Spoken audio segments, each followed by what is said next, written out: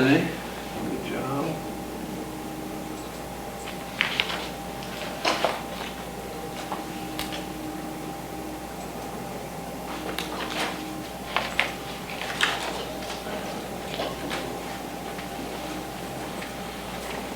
So basically for this one, you're setting up your limits.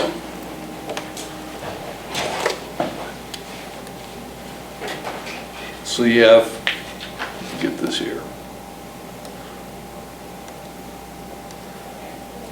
You have limit as x approaches.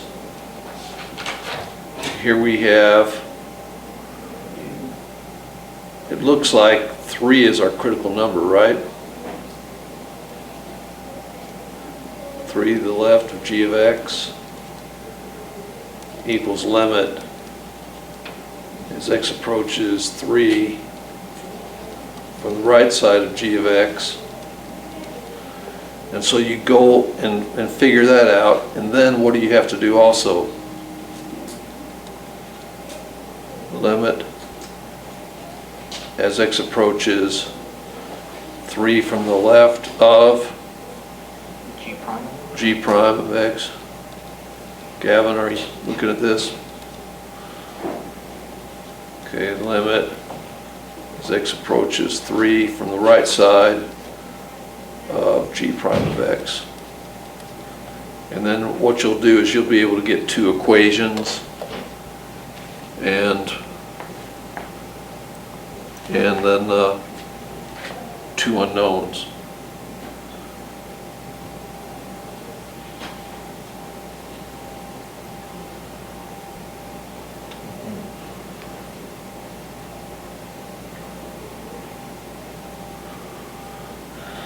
Saw Maddie yesterday. Yeah. She was wearing her mask. I didn't even recognize her at first.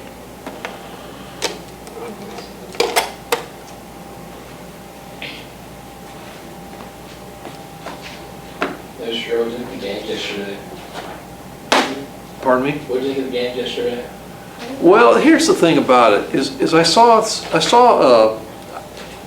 when the games are so lopsided, it's like, I ask myself the question, why are we having this game? And certainly, I saw most of the 8th grade game, and it was certainly that. I mean, the only reason it wasn't 80-0 is because they let the clock run during the second half. I did that. You did that? Yeah, I was running the clock. Well, no, that was good. That was just a Mercy.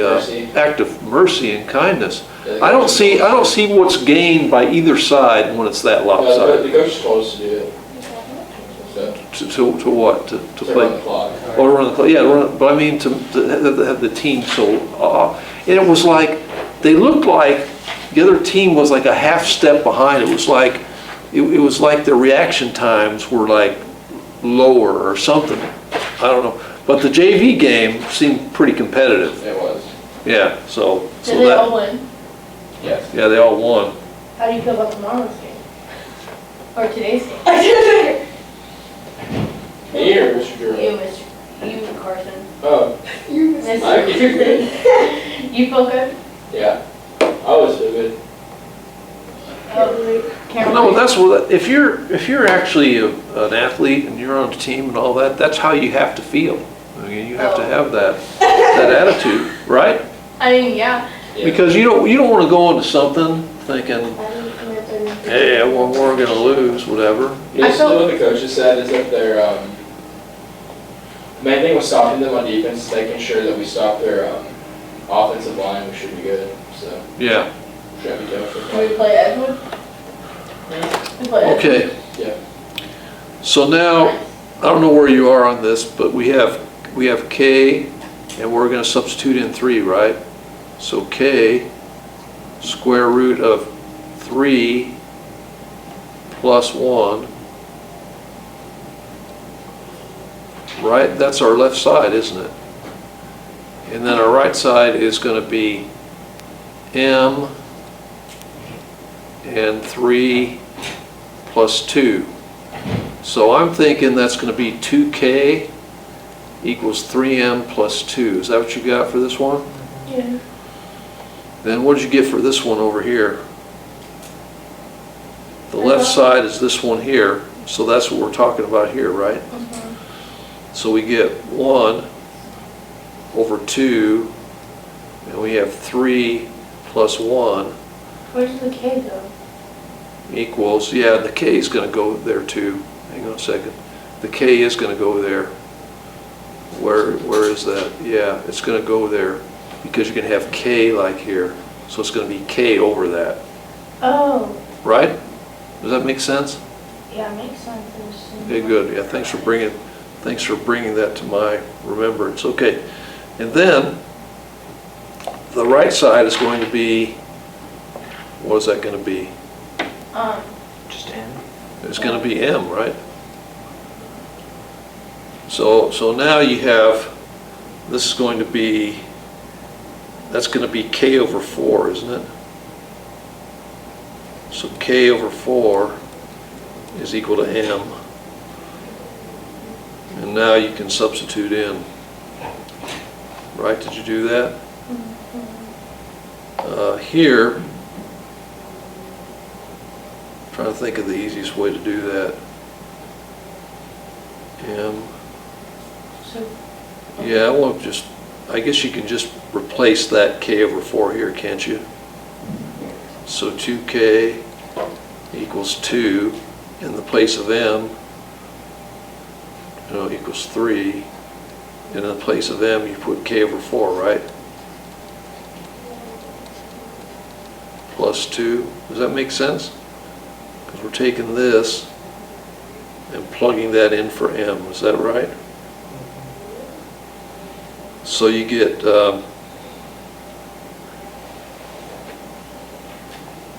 is that 3/4 K? I did it where, I did it. 2K equals 3/4 K plus 2. And so you subtract out. So I'm going to get like, is that like 1.25 K? 1.25 K is equal to 2. And then you multiply by, what is that going to be? That's 5/4, so 4/5, right? So that cancels out. Does everybody see that? Because this is going to be 5/4, right?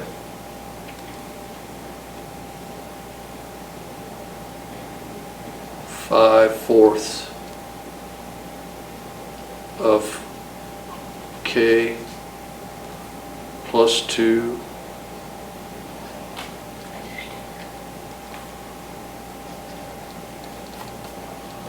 so here, oops, I don't want to put 2 all over the place. Plus 2, does that look better?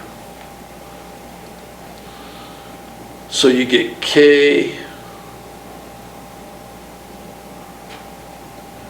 5/4. Yeah, you multiply 5/4 by everything. And where's that equal sign? Man, it's like I forgot where I was. Okay, you subtract it out. I'm losing track of things. So you subtract it out, so you got 5/4 K is equal to 2. And so you're going to get, that'll cancel out, so you get K is equal to 4/5 of 2, right? So that's going to be There you go. 8/5. Is that 3 or 5?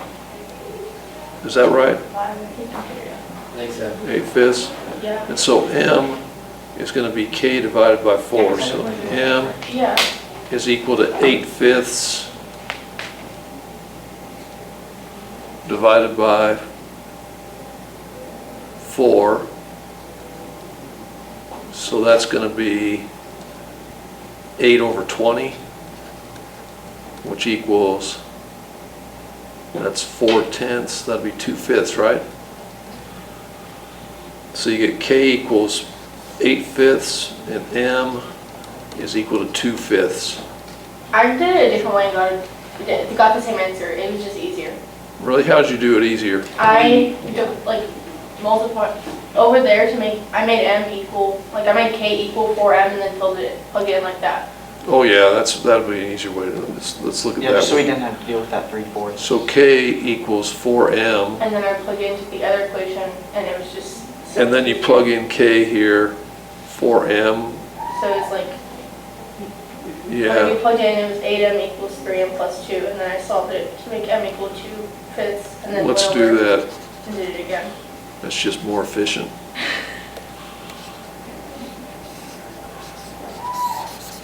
I want to do that instead, because I just like that a lot better. Because it really is a good example of avoiding fractions, how avoiding Yeah, I hate fractions. fractions, So you have 2 times the times 4. 4m equals 3m plus 2. So you subtract 3m, so you get 3m, so you get 5m equals 2, is that right? I got 8m. 8m. Well, yeah, but Oh, yeah, I no, subtracted it was 5m. I was looking at the wrong thing. I multiplied the 2 times 4. So you have m is equal to 2/5, was that what we got earlier? Yes, And then you can come back here and get, then after you do that, The 8. you'll get, so just yeah, 2/5 times 4. so 2/5, well, divided, 2/5 times 4? Yeah, because we made k equal 4m. Okay, yeah, that's right. So we have K is equal to 4 times 2/5, which equals 8/5. Okay, so there we are. I just avoided all the fractions. No, that's really good, and that's a good principle of algebra, to clear out the denominator. So I'm glad you brought that to our attention. Okay, great, good work, all right. Why are you wearing that today? It's 90s day. Yeah, 90s Day, what happened is, I didn't have anybody, and this is pure, haven't worked it out earlier, so you see all that. What happened is, I didn't have any, I looked at my closet, I didn't see anything today, 90s, and I said, well, I'm wearing like my lady cat shirt and all this, and then somebody from second period, reminded me, oh, you have your hat and your chain and all that, so I went out and got my sunglasses, and so I had. I think you're rocking it, Mr. G. I think it's perfect. Anybody from the audience? Okay, they are doing the beatboxing. It's good, Mr. G. Okay. All right.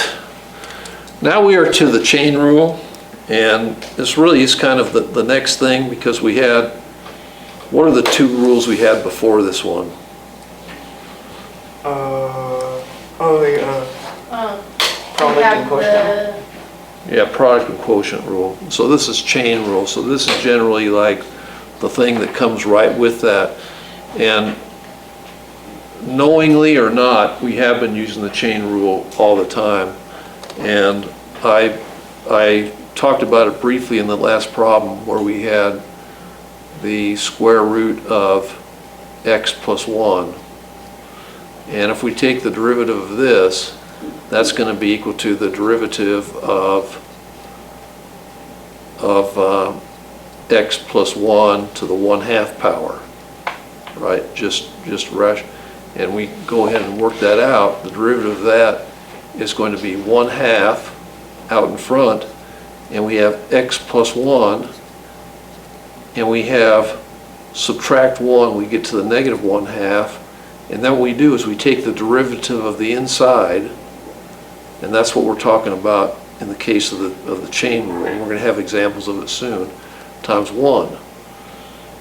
And so, let me see, it's not 100% clear. Let me go ahead and make sure that looks a little neater. It's supposed to be plus 1 times 1. And so we end up with 1 over 2 square root of x plus 1. And so that's using the chain rule, but we've actually been using it right along without recognizing it for what it is. But we're going to have more stark examples of that. So these are examples of that, and especially using the examples 2 and 3. So we'll get a lot of different demonstrations of it shortly.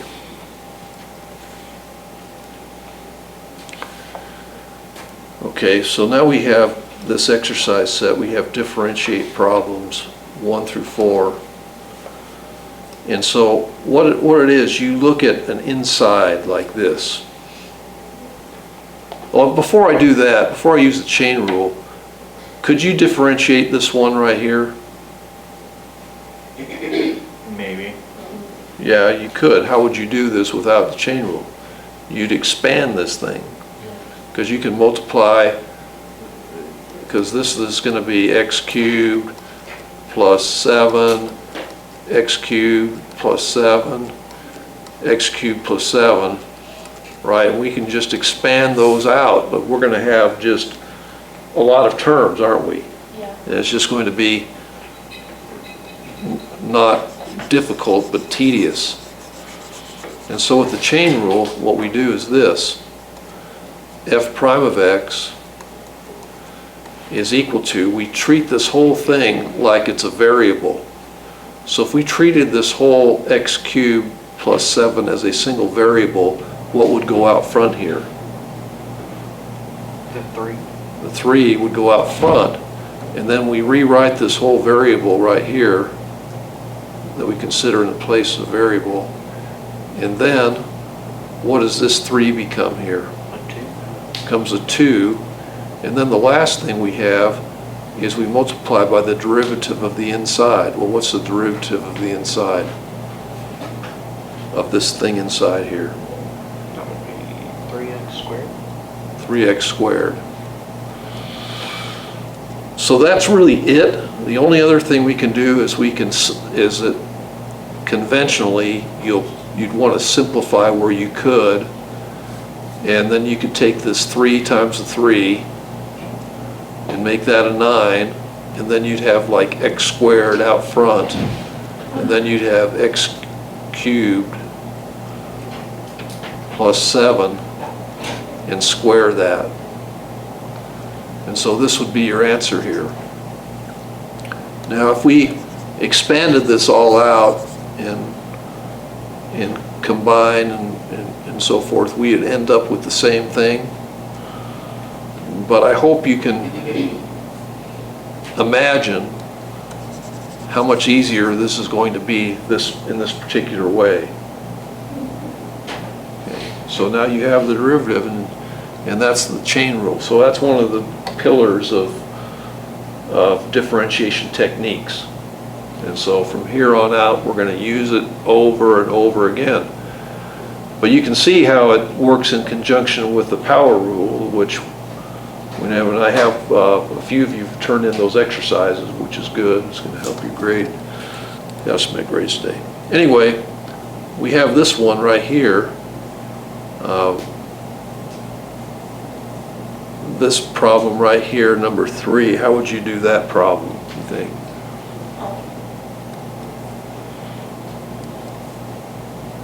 I don't really know what I'm looking at. Can you distribute this x inside the Yeah. radical here? Can you do that? Yeah. No, you can't do that. Okay. The only time you can distribute Oh, this is curved. is when it's to the power of 1, right? So we can't do that. So what do we have to treat this as? Oh.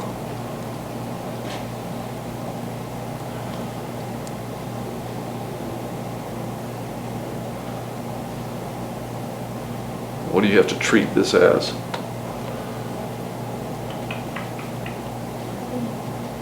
Hey, what?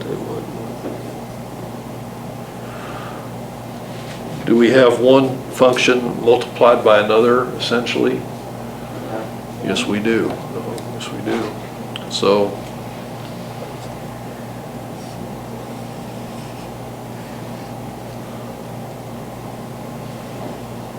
So here we have x, and what's the derivative of x? 1. And now here, you're going to have square root of 2x minus 3. And what's this thing going to be over here? It's d dx of 2x minus 3 to the 1/2 is what? 1/2. We have 2x minus 3 to the negative 1/2 times the derivative of the inside, which is, what is our derivative of inside? 2. So you have 2 times 1/2 will cancel each other. So we're left with 1 over square root of 2x minus 3. So I'm going to put 1 over square root of 2x minus 3. And so now what is g prime of x?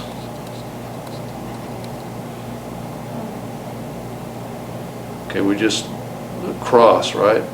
Multiply across. What do we have? Or diagonally, what do we have? X over. So we have x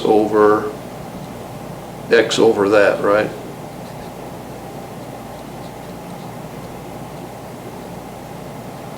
And we have, it's going to be plus these multiplied together, so that is what?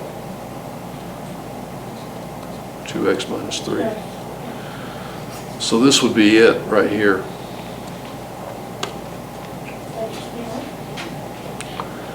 And you could factor out, if you wanted to, you could factor out this to the negative 1/2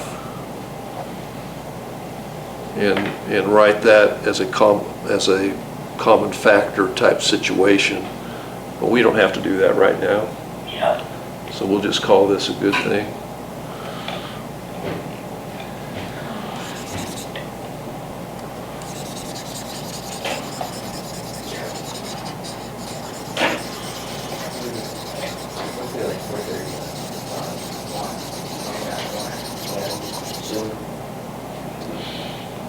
Okay, and what we're going to do shortly too is, yeah, so this is that all worked out.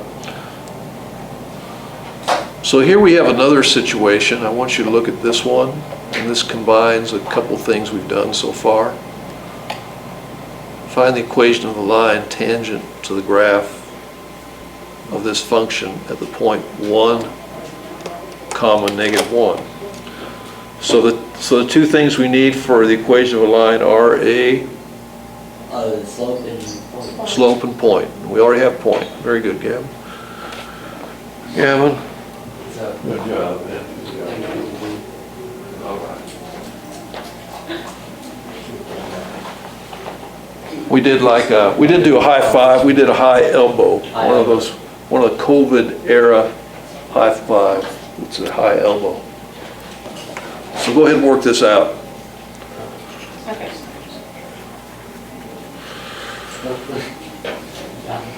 Oh, and while you do that, I'm gonna get our subsequent packets going. We have a substitute. When do we have a substitute for this class? When? I don't know. I don't plan to take any time off. I'm planning to maybe take some time off next year, but that's isn't gonna do you guys any good.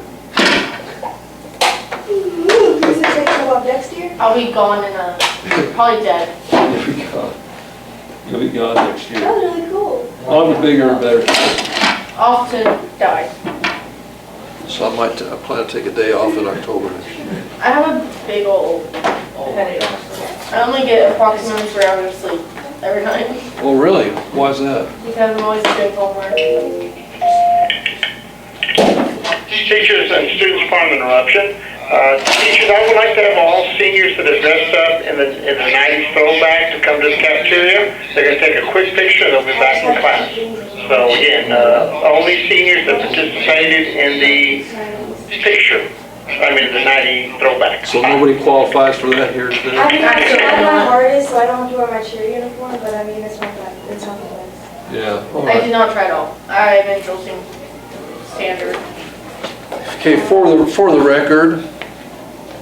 record, I tell the audience here that the calculus class is so seriously studious and academic that they did not qualify for the throwback 90s dress-up day, which I qualified for. Why don't we do it? You should go to I'm not a the senior picture. though, I'm not a senior, I'm a faculty. They're probably gonna ask the teachers to come down for a picture too. Are you G-Dog right now? Yeah, that's, well, G-Dog, not Miss G-Dog. Not bad. yeah, sort of like the 90s. My G-Dog is not. I don't have my t-shirt on, my G-Dog t-shirt. By the way, I had like the sophomores, the Algebra 2 honors, they really liked that shirt. I ordered 19 of them. I like the car. Can I go to the bathroom? No. Yeah, you may go. I'd like you to go after you work this out though. Finish it. Ian. Two. You better find the slope. Yeah, that'd be okay, yeah. Let's keep playing X.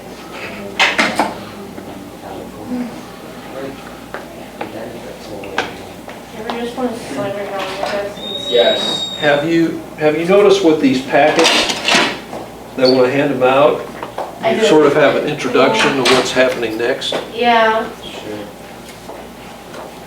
at least the name of them? I need to go to the drawer closet and get my Tylenol. What? My Tylenol? Oh. Drugs? No, Tylenol. Your illicit substances? If it doesn't pop off with the drug dog, it's not drug. Thank you, all that since I know. I'm so sorry. Okay, here we go. Dude. Here's the next packet for you, Bruh. next package. Thanks, Mr. G. Look. Loki? Loki. Loki.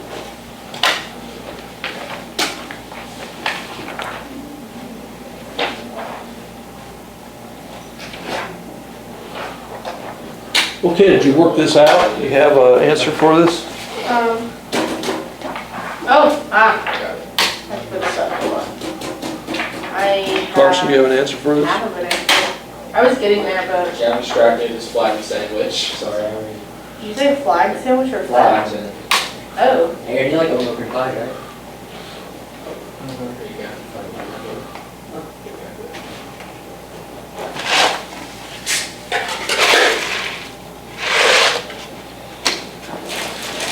But they're definitely different. And cookies? your crushed Cheez-Its, Yeah. cleaned up my prized possession. A lot more. I'm sure. I have pizza. There are people Oh, in, yeah. A lot. there are people in the world that kill that. So, Good job. what we have here Thank you, Mike. is a product of two functions. You know how we did that? So, I'm going to say x and 1 here, and here you have 1 Thank you. minus 2x cubed. And then our ddx of this thing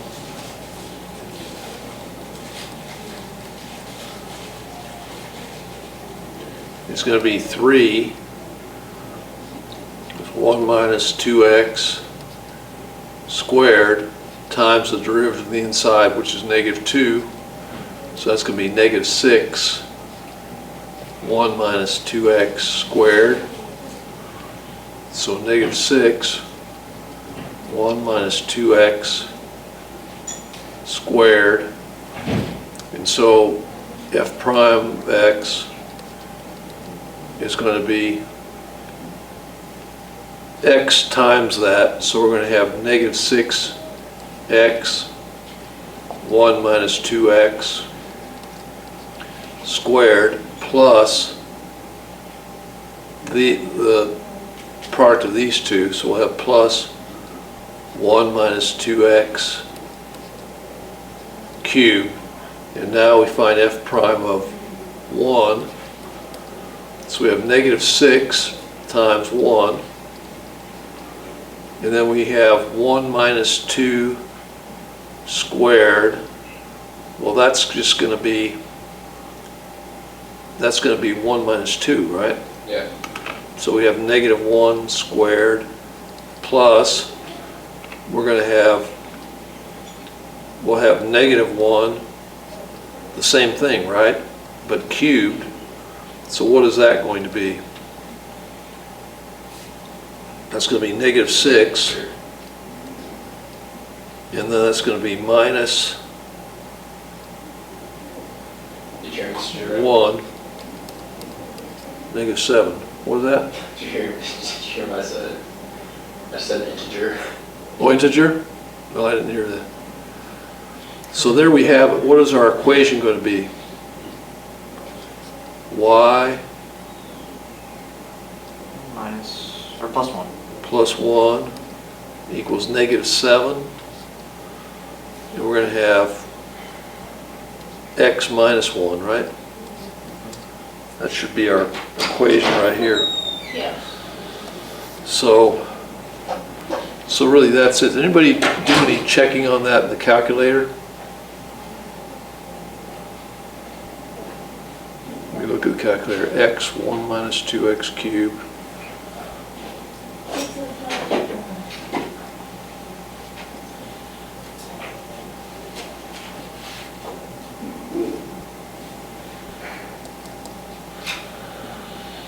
X 1 minus 2x cubed. We'll see what that is shortly.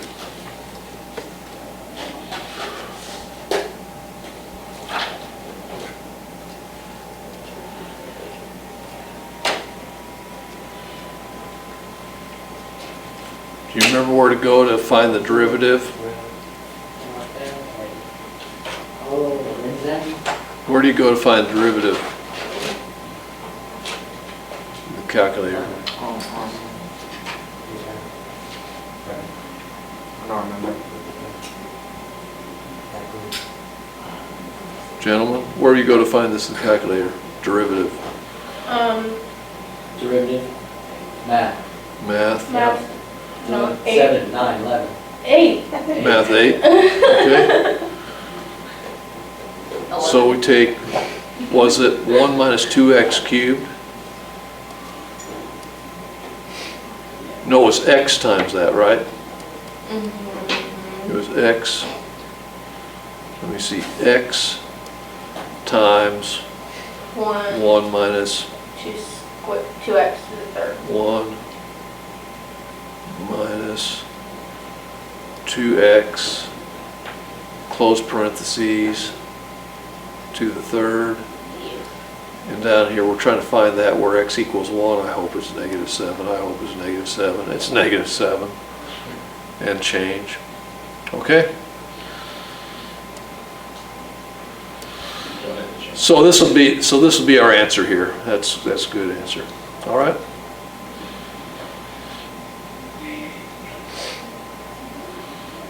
Next, if f, g, and h are differentiable functions and h of x equals g of f of x, use the values here to find h prime of 4.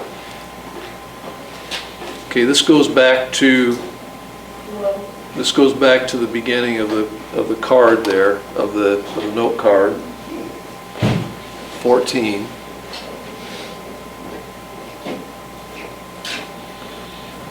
So what it is, if you have the derivative of f of g of x, it's equal to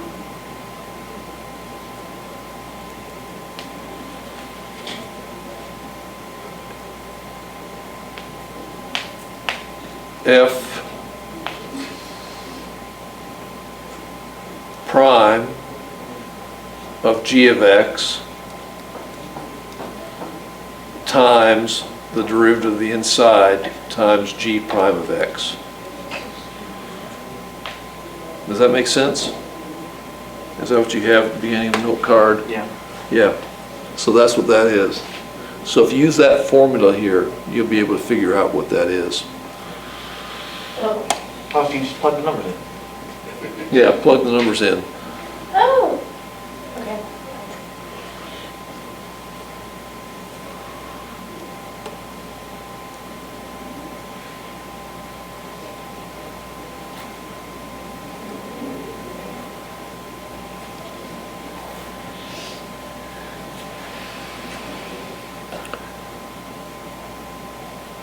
Well, what's g of x?